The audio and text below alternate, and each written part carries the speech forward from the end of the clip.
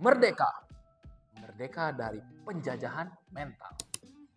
Yo, welcome back bersama saya lagi di Ben Surya. Gak kerasa kita sudah di episode terakhir di chapter pertama ini. Mabes, mari belajar saham.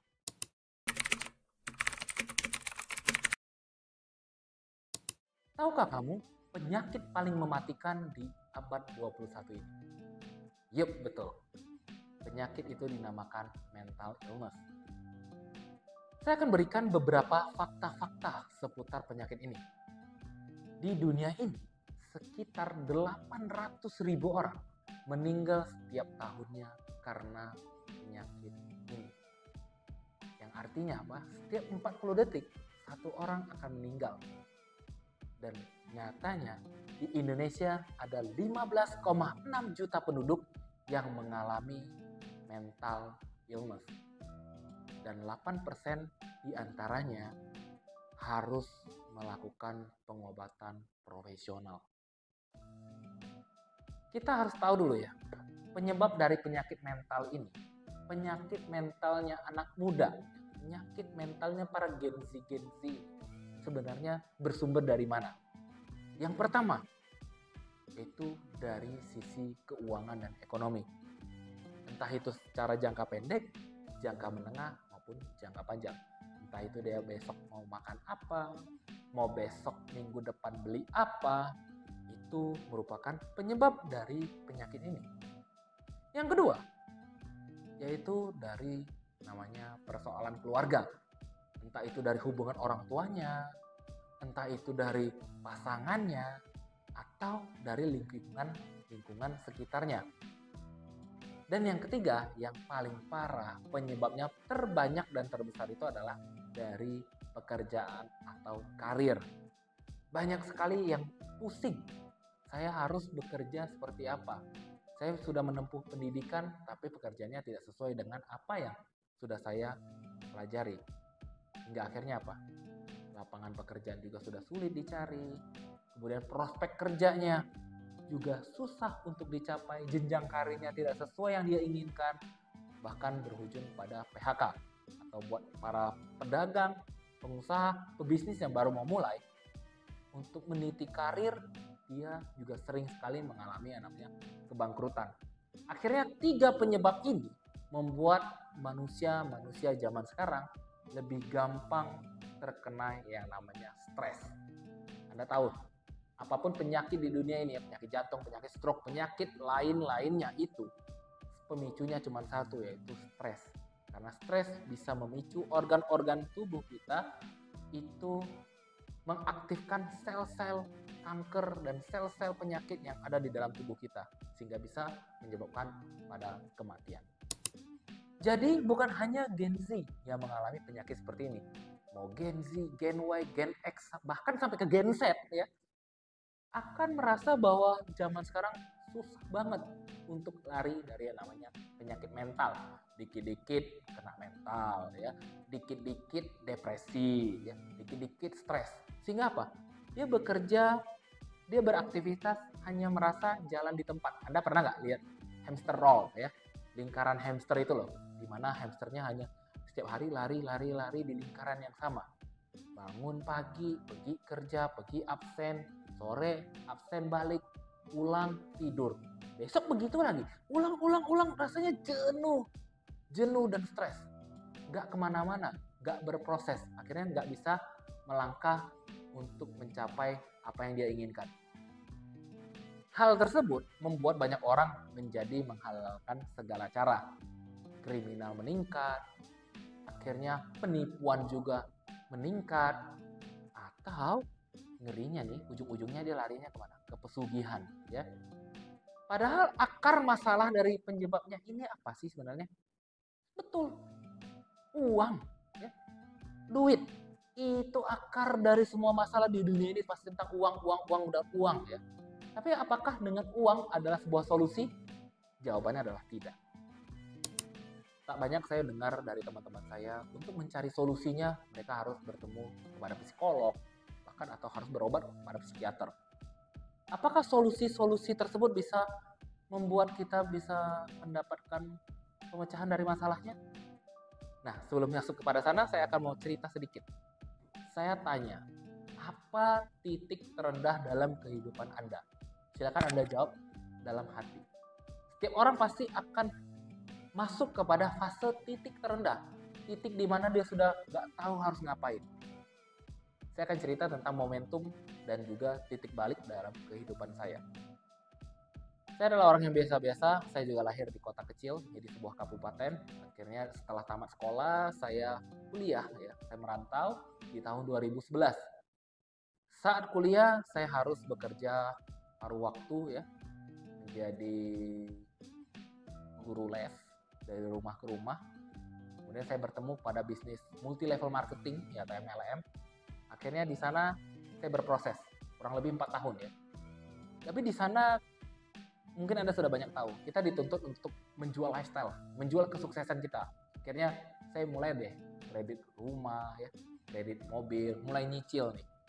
Padahal Anda tahu penghasilannya itu tidak pasti gitu ya, tidak flat income gitu. Sehingga menyebabkan kredit saya macet pada suatu hari. Saya sudah nggak tahu lagi cara bayar cicilan mobil, saya nggak tahu lagi cara bayar cicilan rumah. Akhirnya daripada ditarik ya oleh leasing dan bank, saya mulai cari cara. Saya mau bagaimana nih saya harus kerja. Saya sudah lulus, saya sudah dapat ijazah S1, tapi saya berjanji untuk tidak pakai sebenarnya. Tapi karena keadaan, akhirnya saya jadi ngemis pekerjaan. Waktu itu teman-teman saya sudah semuanya punya pekerjaan, cuma saya yang sudah punya mobil, sudah punya rumah, walaupun nyicil, akhirnya saya masih ngemis pekerjaan. Jadi saya masuk ke sebuah perusahaan kecil ya, baru dirintis waktu itu adalah bergerak di bidang event organizer. Sampai saya mengemis sama mantan bos saya, Pak saya nggak perlu digaji, saya kerja aja dulu, apapun saya kerjain. Bapak lihat hasil kerja saya, nanti Bapak baru silakan boleh gaji saya. Sampai segitunya saya ngemis. Akhirnya berproses di tahun 2015-2016, saya bisa membuat berbagai macam event di mall, dan saya akhirnya dipercaya untuk kelola tenan-tenan yang berjualan di mall. Nah, mulai dari sanalah titik balik kehidupan saya yang pertama. Mulai dari nol, saya mulai berhasil mau jadi orang, ke nol lagi. Akhirnya saya mulai merangkak naik. Saya punya banyak usaha, punya banyak bisnis ya. Karena saya punya tenan-tenan, saya juga ikut berjualan F&B waktu itu. Saya akhirnya punya bisnis rent car juga ya, punya rental mobil, punya laundry, sampai punya cucian mobil. Banyak sekali bisnis sehingga membuat saya ibaratnya terlena ya.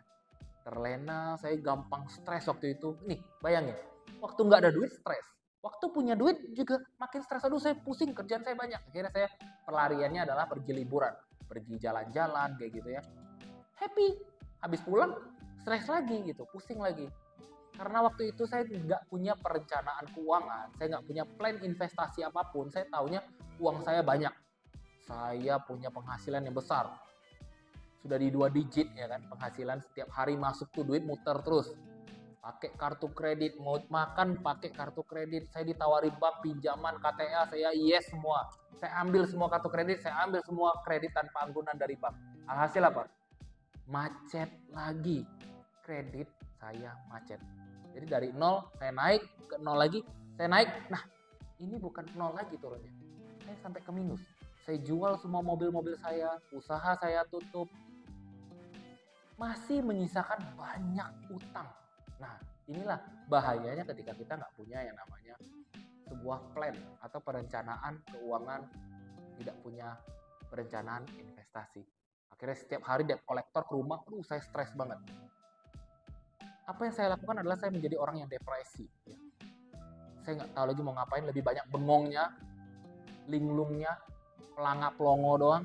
Sehingga suatu hari yang membuat saya bisa bangkit kembali. Ya. Karena sudah 2 kali jatuh, saya merasa nggak bisa bangkit lagi. Saya nonton sebuah kisah di YouTube ya, orang sukses yang katanya dulu hanya penjual koran, akhirnya bisa sukses menjadi pengusaha, toko handphone, bangkrut, bangkit lagi, bangkrut lagi. Kok mirip ya ceritanya dengan saya? Saya sampai pelajari solusinya nih apa nih? Nih orang bisa bangkit lagi, bahkan lebih daripada sebelum dia bangkrut. Saya mendengar ceritanya, kunci yang saya bisa dapat adalah dia berserah kepada Tuhan. Mungkin waktu sukses kita lupa dengan Tuhan ya. Kita jadi orang yang angkuh, kita menjadi orang yang berbeda, kita jadi orang yang sombong. Jadi kita harus kembali kepada Tuhan. Tuhan bilang apa? Bro, jalan lu sudah salah nih, udah belok nih, lintasan lu udah keluar nih, lu harus balik lagi ke dalam lintasan. Itu yang saya dapat nilainya. Yang kedua adalah dia sujud kepada orang tuanya. Yang artinya apa? Berbakti itu nggak bisa tunggu besok. Berbakti itu tidak bisa tunggu nanti. Mungkin ketika kita sukses kita lupa nih. Kita lupa bersyukur, kita lupa kepada orang tua kita bahwa gimana pun orang tua kita lah yang membesarkan kita. Walaupun saya dulu bilangnya apa? Saya kan kaya bukan dari duit orang tua saya. Wah, begitu angkuhnya. Orang tua saya kan nggak bantu-bantu saya. Sampai saya bilang apa? Yang jadi orang tua saya itu adalah bank. Ya. Kartu kredit adalah ibu saya. Kredit tanpa anggunan adalah bapak saya. Mereka yang mensukseskan saya, bukan kalian. Nah, itu salahnya.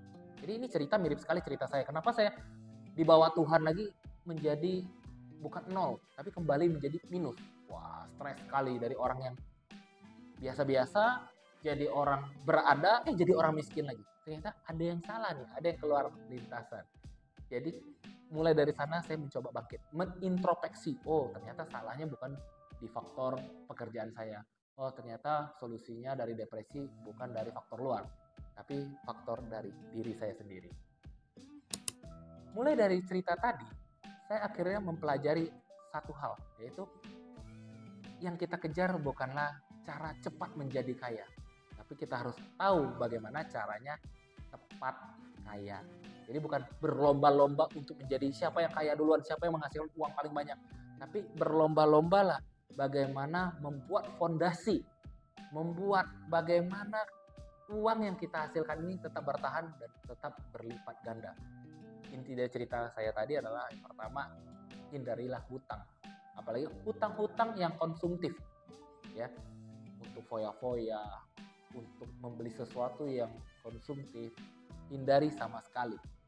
Gak ada yang bilang sih nggak boleh pakai kartu kredit atau nggak boleh cicilan bank, boleh-boleh aja, asalkan selama itu sifatnya adalah produktif untuk menunjang ekspansi bisnis atau menunjang ekspansi usaha, is fair, ya.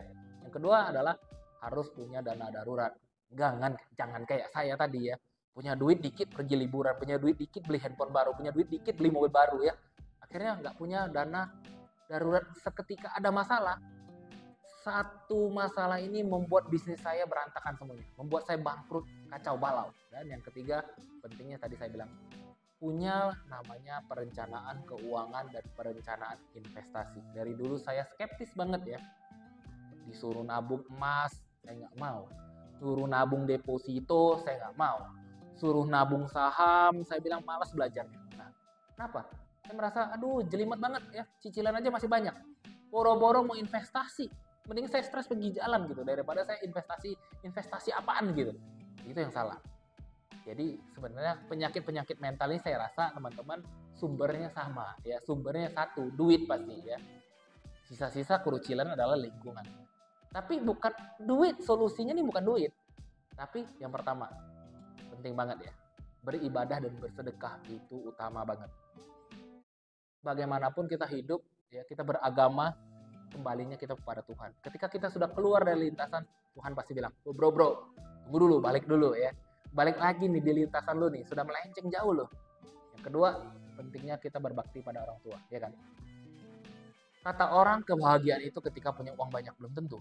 Punya ayah dan ibu, punya keluarga yang lengkap, itu adalah berkah yang paling indah sebenarnya. Jadi ketika siapapun orang tua kita kan nggak bisa milih, ya, mau lahir di keluarga mana. Kalau bisa pilih, semua orang mau jadi anaknya Raffi Ahmad, ya kan? Semua orang mau jadi anaknya orang paling kaya di dunia. Tapi kan kita nggak bisa milih kita lahir di siapa. Jadi berbakti kepada orang tua, sejelek-jelek apapun orang tua kita tetap harus menghormati mereka lah yang bisa membuat kita berdiri di sini, bisa bernafas. Karena berkat mungkin doa mereka yang tanpa kita sadari lah, kita bisa menjadi orang yang sukses dan berhasil. Dan yang terakhir, yang ketiga adalah belajar. Belajarlah dari kesalahan yang lalu. Kayak tadi saya bilang, ada orang sukses, kemudian gagal, sukses lagi gagal. Kita tetap harus belajar dari kesalahan. Jangan mengulangi kesalahan yang sama. Sudah tahu cara lama itu nggak bisa berhasil, kita masih pakai cara yang tersebut. Dan jangan lupa untuk terus belajar hal-hal baru dan hal-hal yang positif. Jangan kayak saya, disuruh belajar investasi nggak mau, disuruh belajar nabung nggak mau. Akhirnya berantakan. Jadi mulai dari sekarang, kita harus mau beribadah dan bersedekah, berbakti pada orang tua, dan selalu belajar hal-hal baru. So, janganlah jadi pribadi yang mau diperbudak oleh keadaan. Kita harus bisa menjadi orang yang merdeka dari penjajahan mental. Sukses untuk kita semua.